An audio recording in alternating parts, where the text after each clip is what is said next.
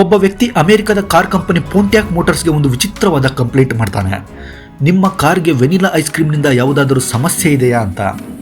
ಪ್ರತಿ ರಾತ್ರಿ ನಾನು ನನ್ನ ಕಾರ್ನೊಂದಿಗೆ ಐಸ್ ಕ್ರೀಮ್ ತಿನ್ನಲು ಹೋಗುತ್ತೇನೆ. ನಾನು ಯಾವುದೇ ಫ್ಲೇವರ್ನ ಐಸ್ ಕ್ರೀಮ್ ಖರೀದಿಸಿದಾಗ ನನ್ನ ಕಾರ್ ತಕ್ಷಣ ಸ್ಟಾರ್ಟ್ ಆಗುತ್ತೆ.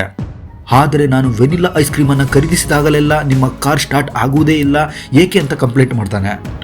ಪೋಂಟ್ಯಾಕ್ ಮೋಟಾರ್ಸ್ ಆರಂಭದಲ್ಲಿ ಇದನ್ನು ತಮಾಷೆಯಾಗಿ ನಿರ್ಲಕ್ಷ್ಯ ಮಾಡಿದ್ರು. ಆದರೆ ಆ ವ್ಯಕ್ತಿ ತನ್ನ ವಿಷಯದ ಬಗ್ಗೆ ತುಂಬ ಗಂಭೀರನಾಗಿದ್ದ, ಸೀರಿಯಸ್ ಆಗಿದ್ದ. ಅದಕ್ಕಾಗಿಯೇ ಆ ಕಂಪನಿ ಈ ಪ್ರಕರಣವನ್ನು ಪರಿಹರಿಸಲು ಕೆಲವು ಇಂಜಿನಿಯರ್ಗಳನ್ನು ನೇಮಕ ಮಾಡಿತು. ಸಾಕಷ್ಟು ಸಂಶೋಧನೆ, ಬ್ರೈನ್ ಸ್ಟಾರ್ಮಿಂಗ್ ಮತ್ತು ಡೇಟಾ ಪಾಯಿಂಟ್ಗಳನ್ನು ಸಂಗ್ರಹಿಸಿದ ನಂತರ ಗೊತ್ತಾಗುತ್ತೆ ಆ ಅಂಗಡಿಯ ವೆನಿಲಾ ಐಸ್ ಕ್ರೀಮ್ ತುಂಬ ಜನಪ್ರಿಯವಾಗಿತ್ತು ಅಂತ. ಹಾಗಾಗಿ ವೆನಿಲಾ ಐಸ್ ಕ್ರೀಮ್ಗಾಗಿ ಅಲ್ಲಿ ಒಂದು ಸಪ್ರೇಟ್ ಕೌಂಟರನ್ನು ಮಾಡಲಾಗಿತ್ತು. ಹಾಗಾಗಿ ಆ ವ್ಯಕ್ತಿಗೆ ವೆನಿಲಾ ಐಸ್ ಕ್ರೀಮನ್ನು ಖರೀದಿ ಮಾಡಲು ಜಾಸ್ತಿ ವೆಯ್ಟ್ ಮಾಡುವಂಥ ಅವಶ್ಯಕತೆ ಇರಲಿಲ್ಲ.